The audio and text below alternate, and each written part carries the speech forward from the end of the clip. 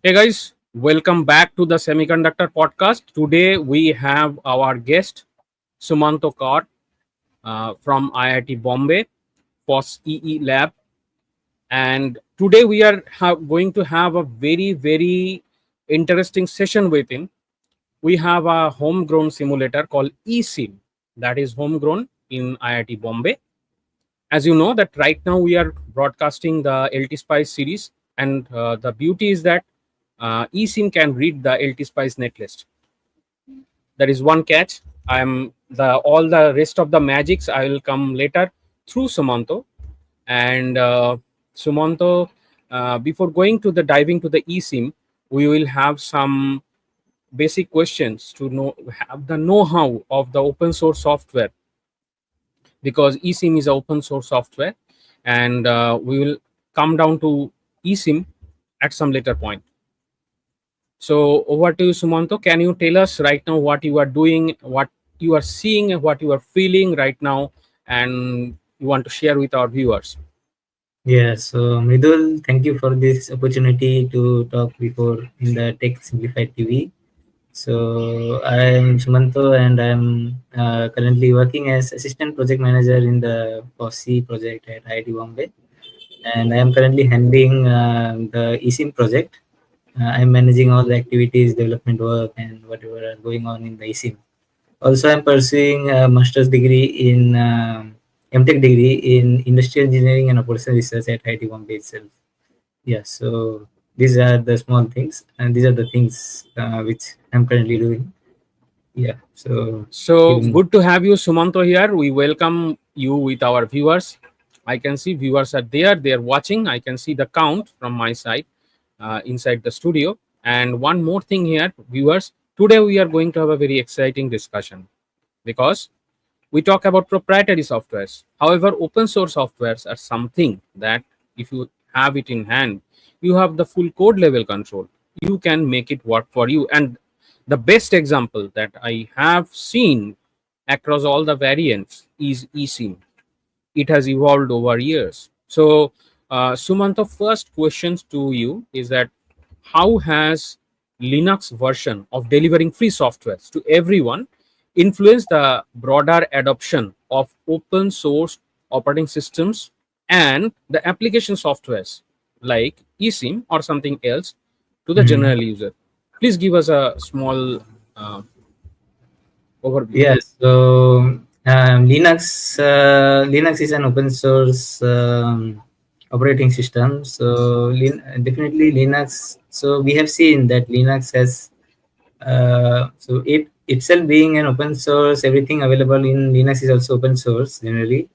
Like we can easily install anything using some sudo apt install. There are different package managers and different things. So yeah, so again, so Linux has given birth to different other things like Android and different other. So many other operating systems are also based on Linux. And Linux has different versions, like Keel has different flavors. So like we have Fedora, Keel, and different other, and not Keel, Fedora and Ubuntu and different other things. So Red Hat. Linux, yeah. So one thing is like we have distribution systems like Flatpak and so on. So if you have developed a software using Flatpak or something like that, so you can access it over different Ubuntu Linux distros. So, but if you come on Windows, for example, it's very difficult to crack the code. Also, one of the benefits of Linux is you can and open source in general is you can go and look into the code, what's going on inside. But in Windows, it's very difficult. So yeah, so Linux is a great platform for open source development. It facilitates open source greatly. Yeah. Yeah, they're good to know here, and it is the precursor of what will be coming to eSIM. And the next question is that what are the major challenges, right? I am talking about in-house challenges that you might have faced, or it could be in general, which might you might be aware of from your knowledge base.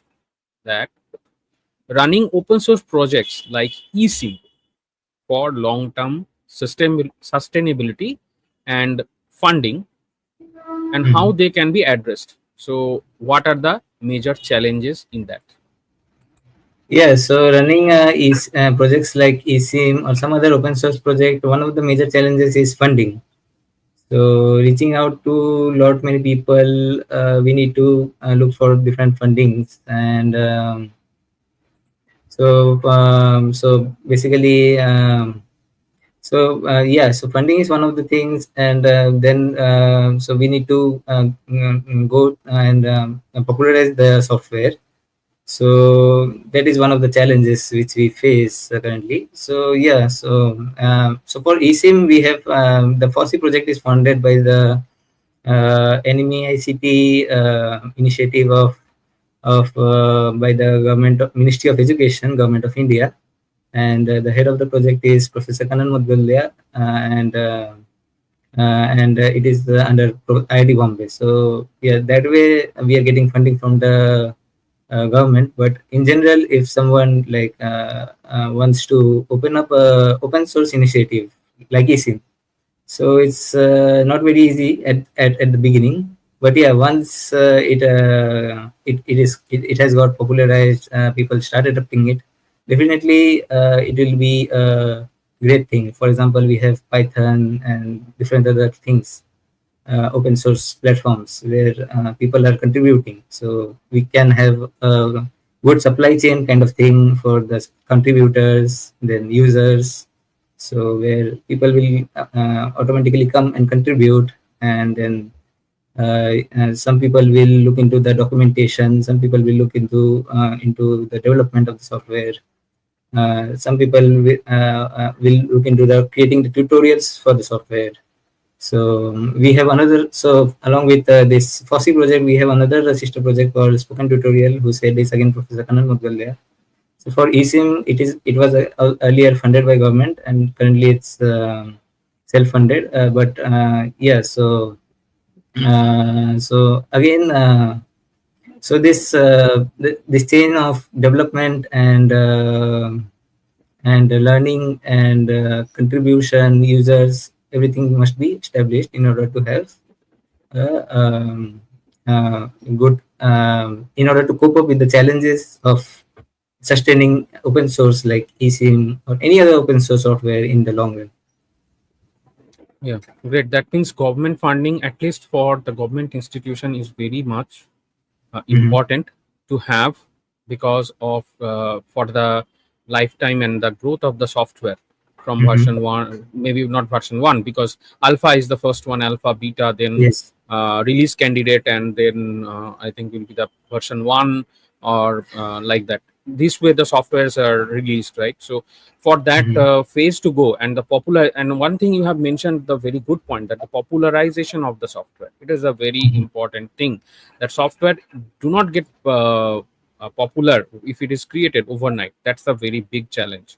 And Yes. Yes. even there are many open source software, not only in the electronics domain, outside Mhm. that even, so they are very much popular. However, uh, you do not know about them only Yeah. until or unless you go ahead and search your need, that I need a Mhm. open source software for this purpose. You have some suggestions maybe from the forums or Linux Mhm. forums, or that people openly share. From that you come to know. However, Yes. if you are I would using like some, to Yeah, I would like to add another thing. For example, many mm, people don't know the difference between open source and different other forms of licenses like freeware. And for example, LT-Spice is a freeware, and they don't know the advantages, disadvantages of LT-Spice. So we need to get into the minds of the people, and while popularizing also that this is the advantage of using eSIM over other things.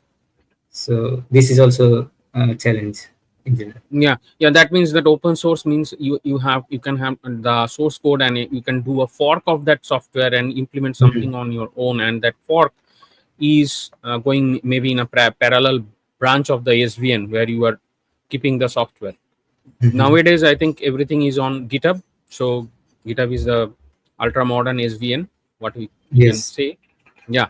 So people can see, people can read, and they can play with the software. Another Mhm. thing is that funding from government and ministry is much needed, because Mhm. once say we say many times that we don't have a Google of India, we don't have a Facebook of India, we don't have a Twitter of India. So these kind of noises roam around and different pockets of India. But however, one point I would like to emphasize, and that's why I have Sumanto today, who is giving the live example of a software, not the demo. Demos are there in the spoken tutorials. He is the person who is speaking on uh, because the software eSIM cannot speak itself, although it's spoken tutorial. But Sumanto is here to speak about the eSIM. Mhm. Now the challenge is that we have something homegrown, and we expect something more to be homegrown. Mhm. Like eSIM is there is a general, right? One Linux is there called Garuda Linux. I think it is developed by some of the CDAC centers. So Mhm. um, these are homegrown. So we must focus on homegrown things, because as you said, right, that there is a difference between a freeware and the open source. Open source, you also have the code, which is not there for Mhm. the free software. Free software, you can use it, right? And some free softwares might have advertisement in them, some may not have, right? So there is a lot of variants out there. But however, uh, people has to come to these softwares, and the culture should grow like what how eSIM has grown. And many thanks to Kannan sir for making it happen over the long years of persistence. So uh, I'll say that that's a very good persistence. Now Yes. the next thing is that the question is that with the increasing complexity of the software ecosystems, where do you foresee the future of open source is heading? Means we know about the open source software, we know about the eSIM. Future, can you say something about the future, how it is going to be? Mhm. Yeah, so in the future, like open source, so yeah, I can see open source as the only future. For example, for definitely for developing country like India, open source is a major thing we need to focus on, because normal colleges, like tier 3, tier 2 colleges cannot afford for proprietary software. So open source is one of the solutions for that. And also wasting, even for tier 1 colleges, wasting so much of money for proprietary software is not a good idea. Instead, they can use that money for some other thing, so for building infrastructure or something else. So this is from the academia perspective. Yeah, and from the so definitely we should look forward to developing open source software in future, for our better future. And yeah, so currently AI is booming like anything, and everywhere wherever we go there is AI. So yeah, so open source, we should also look forward to developing things in AI. So in electronics, if we take routing problems, different things. Currently in eSIM also we are including a chatbot, so that users can benefit. So we had a couple of Myanmar interns. So one of them has developed a chatbot, which can give suggestions while designing circuits. If someone faces a bug or something, then it will give suggestions right away and help the user to find the bugs and design the circuit. So circuit design will be seamless, and yeah. So That's a great thing. I came to know today, Sumanta, because I was even not expecting this thing to be there, and it's there. So always expect the unexpected. So yeah, I'm very much happy to hear that at least the eSIM is integrating the AI. Already, I know about some other open source software like Audacity and all. They have some AI plugin get developed by Intel or some other company. So I yes. think it's a Vino plugin or something. That is the first I think I heard about the open source software getting plugged into a AI plugin. So and now I came to know the eSIM. So it is very exciting for me and for the students and the community who are talking about AI. And for your information, yesterday from the LinkedIn handle, the Tech Simplified LinkedIn handle, I have Mhm. shared I have shared a book from Project Gutenberg Yeah, yeah. uh, about the AI things. AI is not just born today. The thing was there, and and that uh, book, in very simple words, I think it was written in 1949, and that time how people were thinking towards the AI. So I think 5 decades, 5 6 decades have passed, and we have achieved the AI today after so much effort, and the effort was started that time. So that book talks about that thing. So guys, if you are following the LinkedIn handle, please go ahead and read that book. It's free.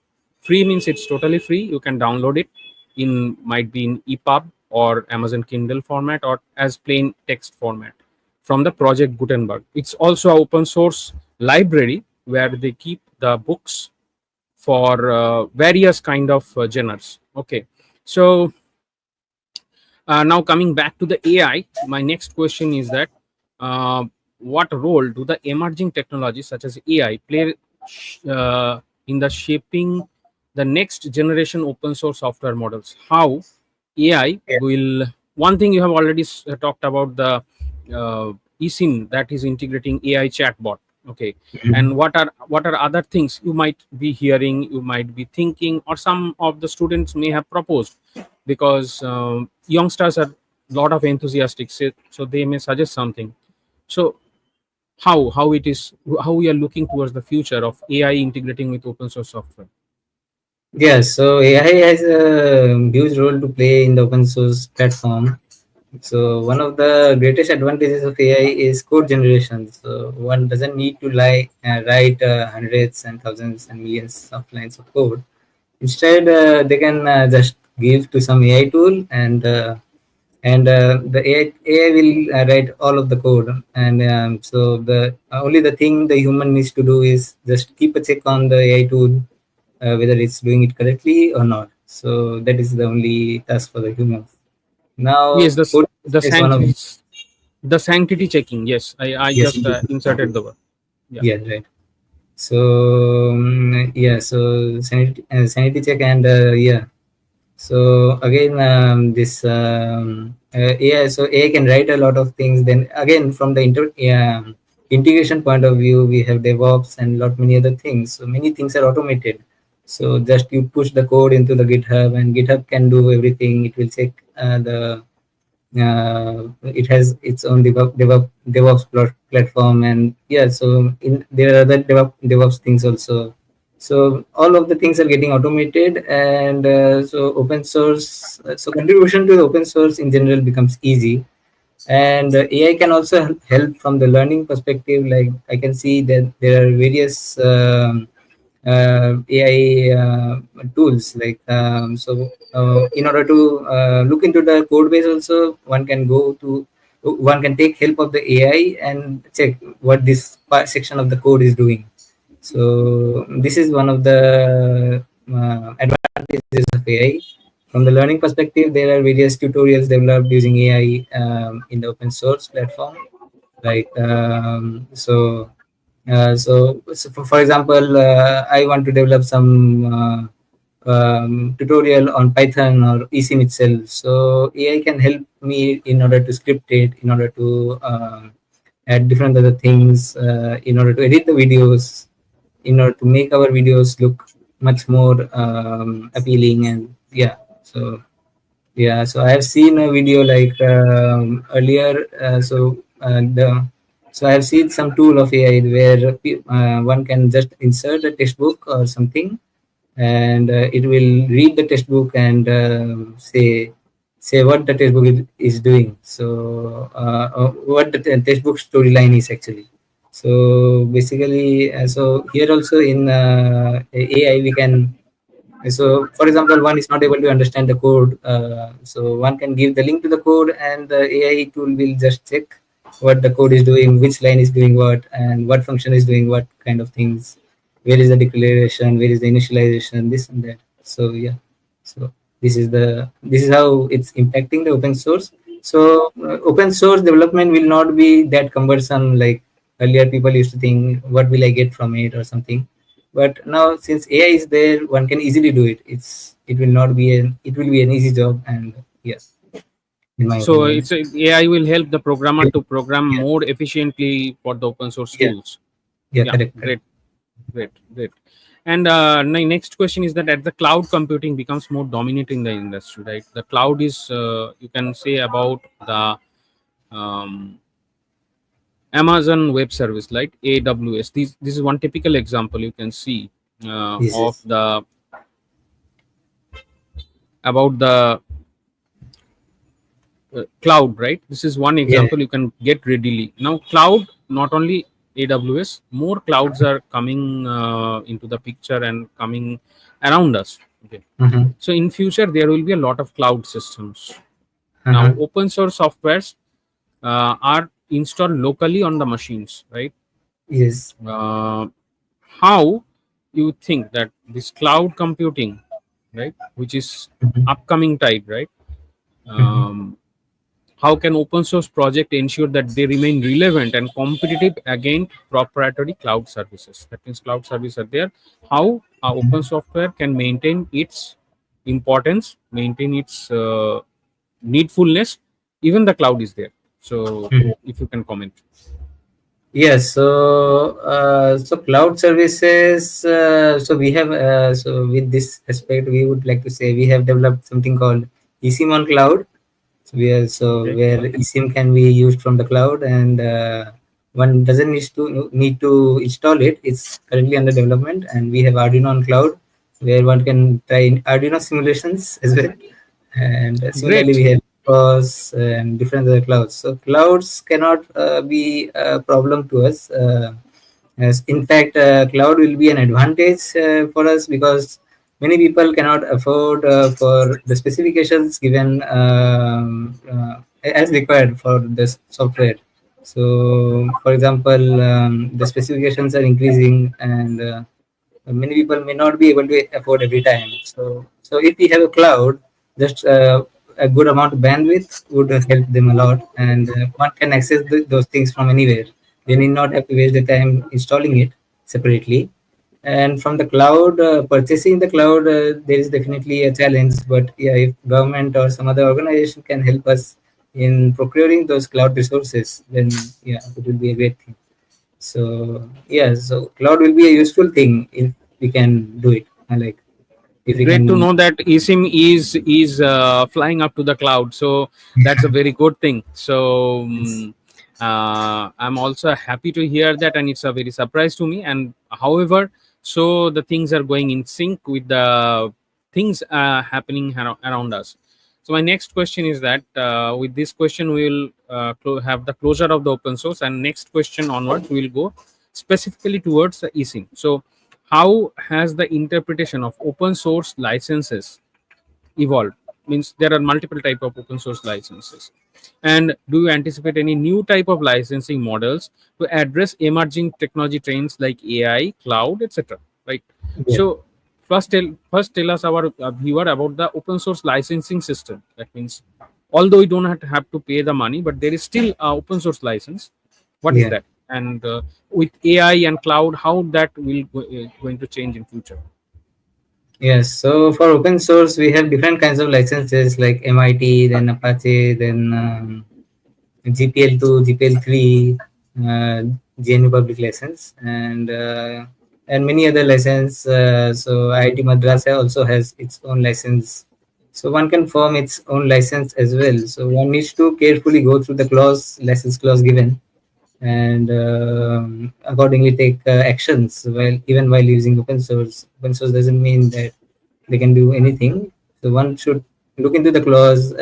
Some other so some of the other things are there in the those clauses, and one needs to carefully look into them.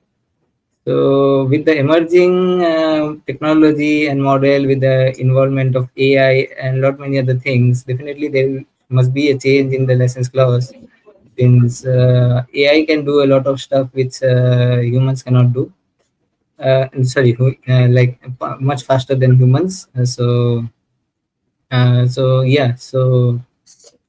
with the emergence of AI, one needs to take care.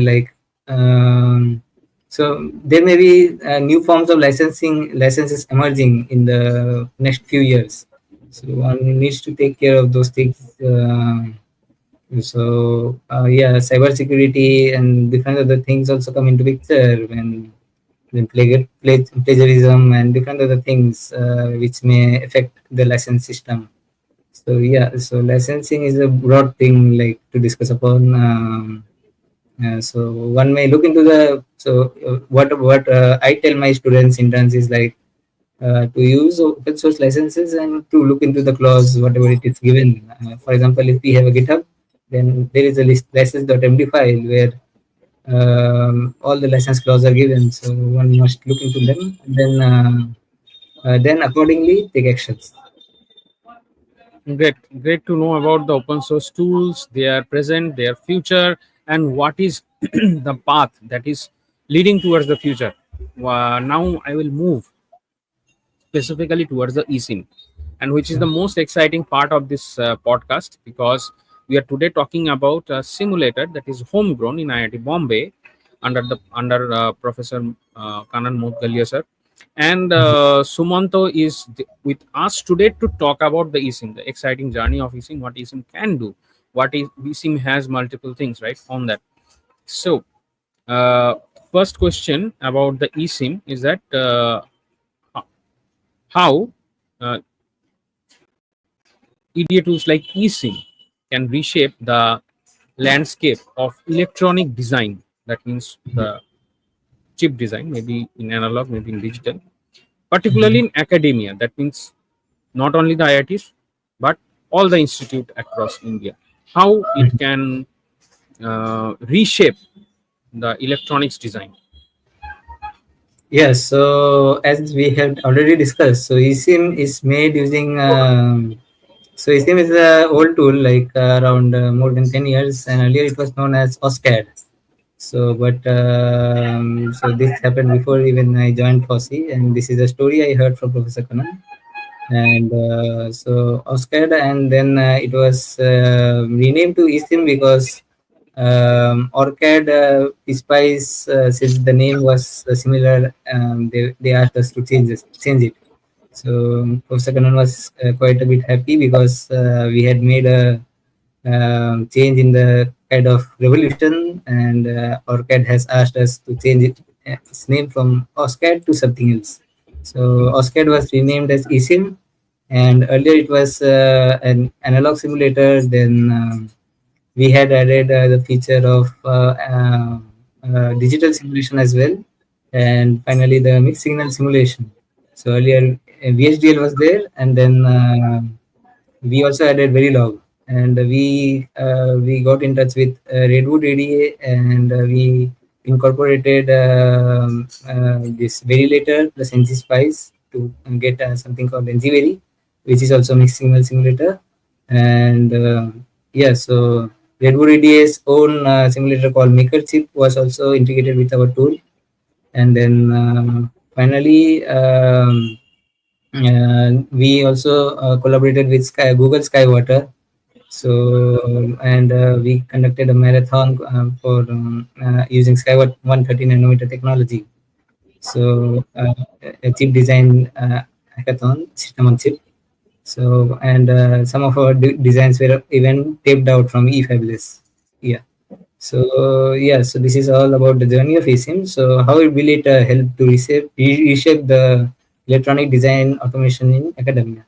So as I told, colleges, two tier and three-tier colleges may not be able to afford this proprietary software because of their costings and all. And even the tier one colleges procure it, but that many money can be spent somewhere else if they use open source software, maybe for the infrastructure or for some other thing.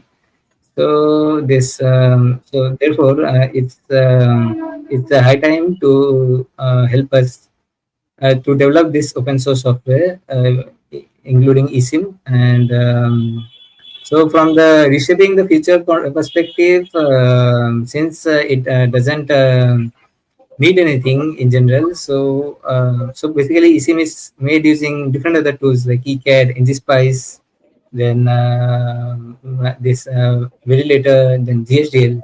So this, so one can come up and say, I will add up another tool, so he can contribute to the project easily. While for the proprietary software, it's not very easy. In the process of contribution, the students or the contributors learn a lot of things, and yeah, definitely we have a passion of putting their names on our website, so it it gives them a felicitation kind of thing. And yeah, so through this, it creates a lot of learning atmosphere. Then we have formed a community of lot many people who have contributed to the eSIM in the past and are still contributing. So this community is like gives a lot of exposure to the new people, and even the old people come to know what are going on in the current generation and how to deal with them, what problems they may face. So, and from the automation perspective, so yeah, reshaping the thing. So we are trying to have the Shakti collaborating with the Shakti team, then the Ajit processor team. So IIT Madras, IIT Bombay, and then again the Vega processors. So we are adding those things in eSIM. So collaboration is one of the biggest thing I would say is needed to have the India to lead, so that India can lead in the semiconductor. India has a lot of youth, so so if trained in a proper fashion, they can contribute a lot to the electronic industry and as a nation as a whole. Great to know all about these things that are happening, and all the hustle buzzes that are going of interaction of multiple IITs. And basically what you said, the community, right? The Linux is a community driven software, and there are multiple communities they help, and that culture Mhm. is very good, because always five heads are better than one. So when five Yes. heads are coming into one place, the idea, we have burst of ideas and we have lot of things to do. Okay. Mhm. And freshly the fresh graduates, I think, who are interns, right? So they are also in high energy, so they will finish up the work maybe, even we cannot imagine in that time. uh, yeah. So that's the very good thing. Another is the next question I'll move. uh, Mhm. what are the key barriers prevent widespread adoption of free and open source EDA tools in academia and research institutes, and how they can be overcome, right? So these, there are a lot of open source tools, not only eSIM, there are a lot of things. What is the general barriers, right, to adopt them Mhm. in across the academic institution? I'm talking about India, you don't have to go outside, so we can talk about the Indian academia. What is your opinion? Yeah. Yes, so for example, one of the problems which I see is like most. So I will take an example and convey it. So most laptops or the desktop computers come up with pre-installed Windows. So because of which it's very, so the faculties and people around need to be trained enough to download Linux and install it on their systems. So yeah, we definitely have tutorials, but it's so it forms a barrier in such cases. So yeah, so likely, so open source, one drawback of open source at times is like they are not very much user friendly. However, once they get accustomed to the interface, they can do many of the things much faster than the proprietary software. So the first, so the yeah, so to get into the psychology of the people and make them a bit, so to remove the fear in the minds of the people is not an easy task. Yeah, but I think so. The community is growing, and people, and the minds of the people are changing, and people are slowly adapting to lot many open source tools rather than the proprietary things. So yeah, and with the involvement of internet throughout different parts of the country, one can easily download the open source tools. Otherwise, earlier the CDs and all were available, so one needs to procure them and install them. So it was a bit difficult task for them. So, but one thing I would say, like, so yeah, so procuring the CDs and all was difficult earlier, but now internet helps them. And yeah, so these are the major points. And yes, that's all. Yeah, I'd like to just hear what you said about the barrier, right? Yeah. Um, Most of the laptops coming today, right, or the Mhm. desktop coming today, preloaded Windows, and there Yeah. is no Linux at all. However, I can say I have purchased one Dell laptop. I Yeah. think around the year 2012 or sorry, 2012 or 13, around that time.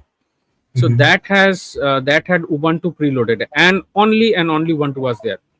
Yeah. That series of Dell laptop is stopped now. Almost few of them are there out there. They Uh-huh. are scattered here and there, maybe in shops. Nowadays, what is coming instead of Linux? It is a Mhm. DOS operating system. DOS is not the DOS which was long back. It's Yeah. Yeah. I think it's a I think variation something else. I have not I didn't had a look and feel or taste about that. Mhm. So those laptops are much cheaper than the proprietary Windows laptops. Even Mhm. I think the time I purchased the Dell laptop with Ubuntu's, there was I think 5 to 7 thousand difference in between the preloaded Windows versus preloaded Ubuntu laptop. So the cost is also very important, because migrating people to Linux, right? Mhm. It's a challenge. But however, nowadays, since Linux is so well available, as you mentioned earlier, I think long back during my academic session, there was a magazine called PC Quest, and it used to Mhm. release different CDs of Linux versions. And one Mhm. has to has those particular CDs to CD1, CD2, CD3 to install the Linux into the system. Yeah. So now that headache is gone, now totally gone. We have broadband. We can install, create an image in the USB pen drive, and from that we can install the Ubuntu, or maybe Fedora, or maybe SUSE, whatever you want to install, or Yeah. maybe Correct. Linux Mint. That has become much more easier. Earlier that was very difficult. Even earlier people cannot see Windows partition from Linux, or vice Mhm. versa. And one particular Linux that was released that time, it named Lindows. That means Linux and Windows, and that first Mhm. introduced the feature to have a cross look between the Windows partition and the Linux partition. I see. Yeah. Yeah. So yeah, so as you told about the Dell laptop, so our FOSSI team had also launched a FOSSI laptop a while back.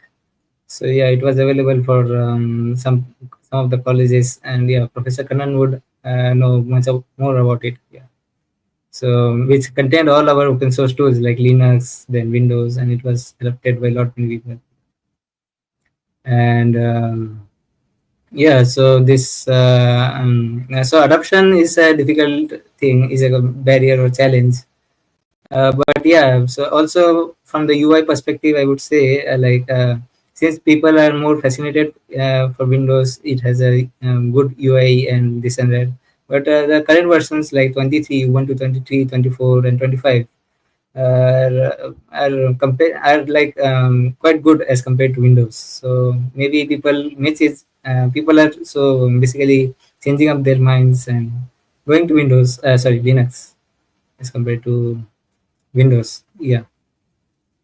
And yeah, so also from the tutorial perspective, there is a challenge barrier.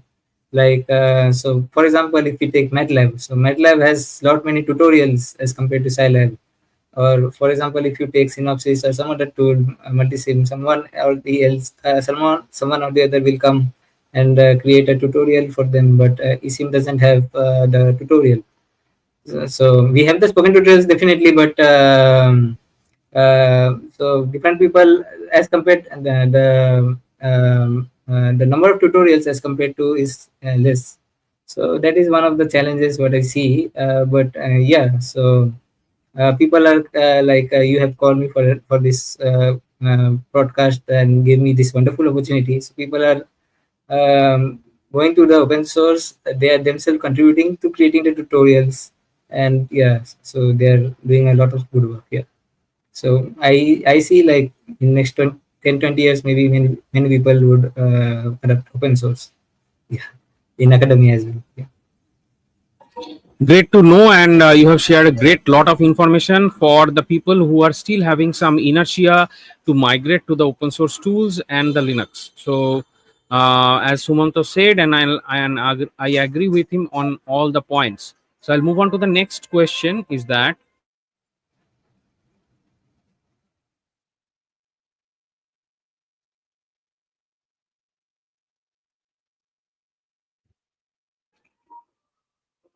how how can educational institutions integrate open source design and simulation tools into their curriculum to better prepare students for real world engineering challenges?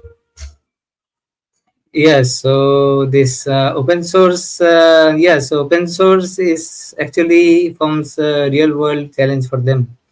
So whatever they learn in their colleges, schools is all about theory, and whenever they go to the industry, also what I hear from the pass outs and this and that, that everyone doesn't get an opportunity to go into their desired domain, but open source forms area where they can contribute in the domain which they want to. They can, it's like a core job. They can contribute in their core domain, so they need not have to shift to some other domain. So for example, in eSim itself, we have two domains of contribution: the electronics, electrical, and the thing is the computer science. So the computer science people go into the development of the software, while the electronics domain people go into the circuit, creating sub circuits, contributing to the circuit library, and so on. So this gives a lot of practical experience to them, which they may not get in some industry also. Many industries may not give this exposure. Some industries are like many people in electronics go to the IT or some other field since their core jobs. But in open source, this criteria is not there, and they can come and just contribute and explore the field. So this way, they get a lot of practical exposure. Obviously, our interns are get placed in good reputed organizations. So uh, this gives a practical example that this real life examples are real life experience by doing internship and fellowships here is quite is very much beneficial. So we have something called summer fellowship program where they come to IIT Bombay. It's not in hybrid mode. They come to IIT Bombay and work here. So while being at IIT Bombay, they can even explore the different labs here and explore the campus. And so they interact with lot many people. They attend conferences, this and that. So and they stay in the IT hostels. And then we also conduct online internship programs like the semester long internships, where the interns are there for the complete semester. So they get the training and mentorship for the complete semester and contribute to the system, this operating system, this software eSIM. So yeah, so this way, then we have currently started something called as so similar internship programs we do have. And yeah, what I was saying is we have started something called as industry academia collaboration, where we are connecting the industry and the academia. So so we have some industry mentors where people from different organizations would come up with a problem statement, and then the academia people will mentor the interns to solve those problem statements. So in this way, they will, and this all these things will be achieved through eSIM. So this will be very much beneficial. So from the industry perspective, it's beneficial that they get for this internship we take interns by by some screening tasks. So the interns need to qualify some screening tasks. So this ensures that our interns are good students, like, and so the industry people get their problems solved by good people, and academia are also involved, so they can publish papers, and they can upgrade their CV. So that is the beneficial benefit. That is how the faculties get benefited, and yeah. So these are the things from these are the things. These are the advantages of the academia industry. So at first we have started it for the open form thing. My colleague Payal Mukherjee is madam is doing it, and we have also started it for eSIM recently. So the open form thing has got is working quite well, and yeah. So this way they can get benefited from the open form from the industry academia, and this open source platform can help us in real life experiences. Another advantage from industry is like they can get the problem solved in a very less amount, which when given to some other client would charge them like lot of money. So there is a lot of advantage of doing this academia industry program from practical experience point of view. Yeah, thank you. So next question.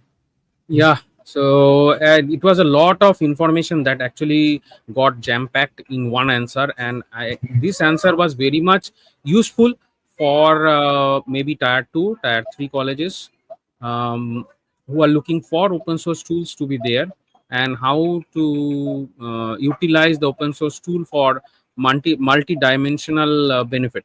Okay, Yeah. so that was a thing, that was a spectrum that has been explained by Sumanto today through this answer, and it was very good thing that is happening right now. A very good culture is also getting developed, and once people know, they can also create such communities. Maybe one or two colleges, tier 2 colleges, tier 3 colleges, maybe more than one colleges group together to perform these actions, right? So maybe that will be helpful. Let us see how things change in response when people come to know about this information through this podcast. And Mhm. my next question will be that can open source EDA tools like eSIM drive a shift towards more collaborative, community driven IC design, similar to Linux as softwares? So I am specifying, really specifying my question, or rephrase my question is that IC design is a complex work, right? Mhm. So Yeah. can there could be a community collaboration among the IITs, or maybe the IITs and the other colleges, tax colleges, or maybe in the colleges together? Is there any idea how this community could be taken forward, and the community could be built and enriched? So yeah, over to you. Yeah, so as I stated earlier, so eSIM, so we had conducted a marathon on eSIM, and we collaborated with Redwood EDA, then VLSI System Design, then Google Skywater, and many other organizations. So yeah, so through the outcome of this marathon was that chip got taped out. So this way, so yeah, so definitely it can help in collaborating lot many people. So in the marathon there were 2000 plus people registration. We conducted 3 marathons, and we also had written a paper on this. So this marathon had 2000, around 2000 registrations, and the marathon was conducted in 3 stages. So literature survey stage, and then so in the literature survey stage they gave some, so they went through different literature surveys, they interacted with each other, so which increased the collaborative atmosphere for the students. There were people from industries and different other institutions throughout India, abroad as well. So this helped in collaborating, and then after this literature survey, they moved on to the finally creating the project or the IC or the what we say as IP. So they created all their IPs and their circuits. So using this, so in this stage again they collaborated, they found bugs, then they discussed with them. We were there to mentor. We had teaching assistants from different other colleges, which helped us to mentor these students, and this way we concluded the marathon, and it was a huge success. And we had around 100 winners each time for the marathon. So this was more or less for a simulation marathon, but some of them were highly enthusiastic, and they used some other tools like Open Road and different other VLSI tools, Magic, and so on. They taped out and taped out the design and sent it to eFabless, and got their IC fabricated. So in a similar fashion, we were trying to collaborate with the Shakti and Ajit and different other teams in different other IITs, and also we were trying to collaborate with SCL Chandigarh to get the tape and the things taped out in house. So that the people can design IC here in India itself and get it here as well. So yeah, and again. And so these are the things, and yeah, collaboration is one of the most important things, because everything cannot be done solely by us, but we need people to come together. So also we were trying to integrate. So eSim is currently under simulation, but we are trying to integrate it to some other tools like Open Broad and so on, so that it can go through all the RTL to GDS2 stages, and simulation, RTL to GDS2, and all of the stages in one go. So we are also collaborating with ISP of Germany, ISP is in this fab of Germany, Switzerland, and yeah, so we are in the process of collaborating with them. And in general, also throughout India, such hackathons, marathons are beneficial, where people come together from industries, from academia.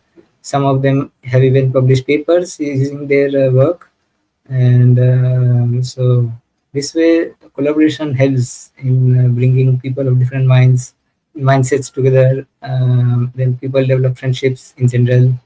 Then yeah, a lot many other things. Yeah. Some people even some interns, some college students even get placed through this collaboration marathons, hackathons, and so on. Yeah. Great to know all the details, and we came to know about the pictures of hackathon, right, through LinkedIn. However, the story behind those pictures today shared with me and the viewers of Tech Simplified TV through Sumanto.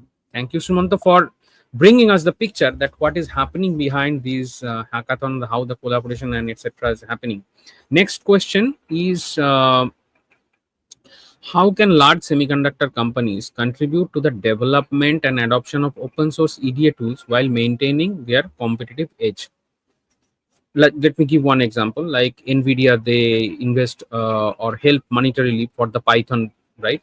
So that's Yeah. also open source development. So in that way, how the FOSS tools, right? The Mhm. FOSS for the electronics engineering, how industry can contribute to the development and adoption. Yeah, so large industries definitely play a lot of role in the development of these tools. For example, this Google Skywater. So Google Skywater was developed by Google and collaboration with Google and Skywater. It was funded by Google. So this funding helped in and hundreds of people had submitted their designs to this Google Skywater, and it was taped out by the eFabless, aiming to have a complete simulation to tape out in one go, open source simulation to tape out.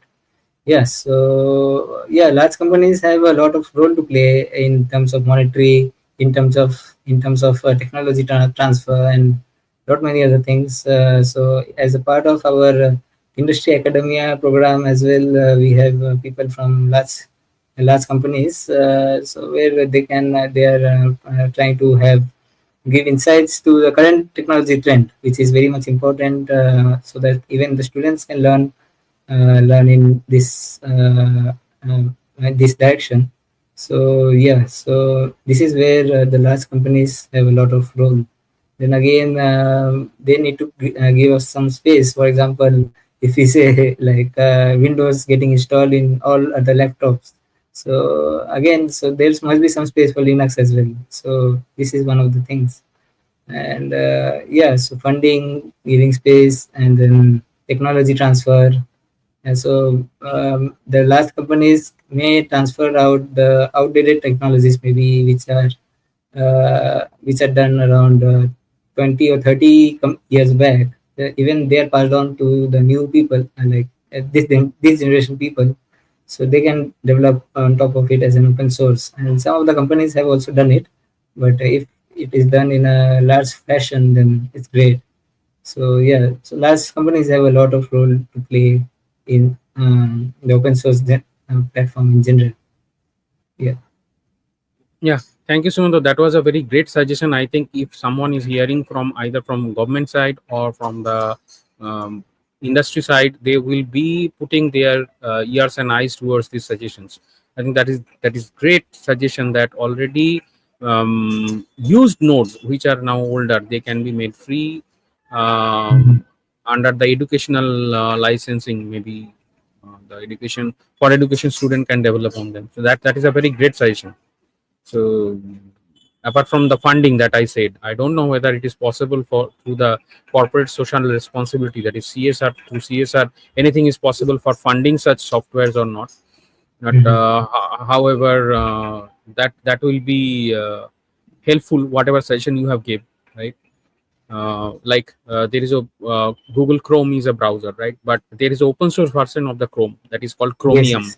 Chromium, Yeah, yeah. so that Chromium code has been taken by Google, and then it made was Google Chrome. So uh, yeah, so open source is not only that it is there only standing alone, and it is standing out of the class. No, it's not like that. It's all there with its presence, and it is influencing the corporate companies, big companies like Google. They're taking the Chromium code and implementing it as a Google Chrome, which has become now hugely popular. So uh, this was one side, right? One direction. You said about the sky water, right? They, so this way the give and take should go. I think more suggestions people can give me and give to the in general whoever watching this, maybe later when someone is watching the replay, they can also give suggestions in the comment section apart from Yeah. whatever me and Sumanto has discussed today.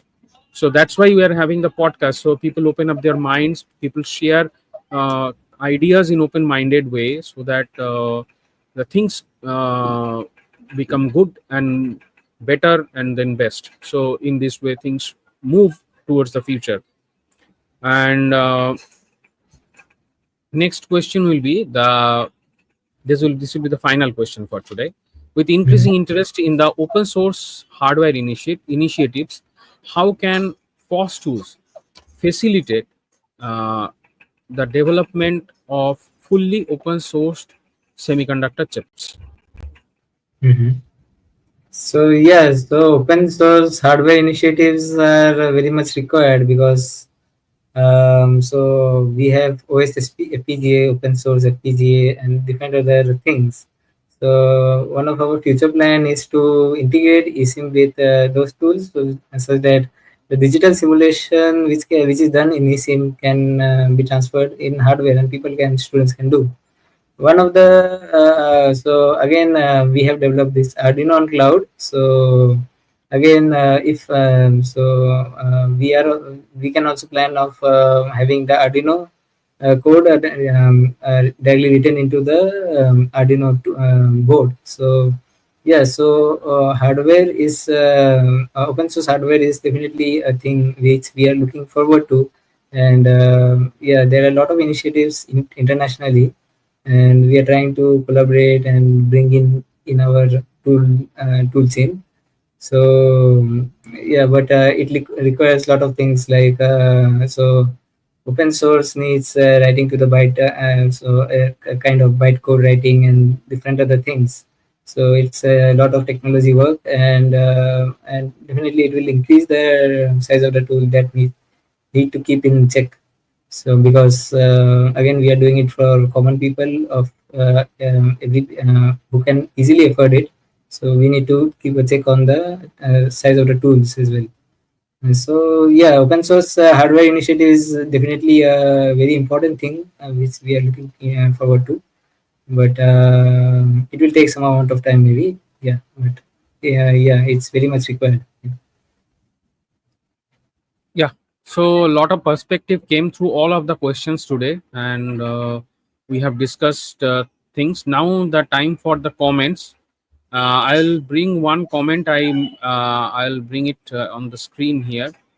Yash has asked that how to start my journey in VLSI. So we already have a video on our channel. It's a marathon now. So multiple suggestions are given step by step.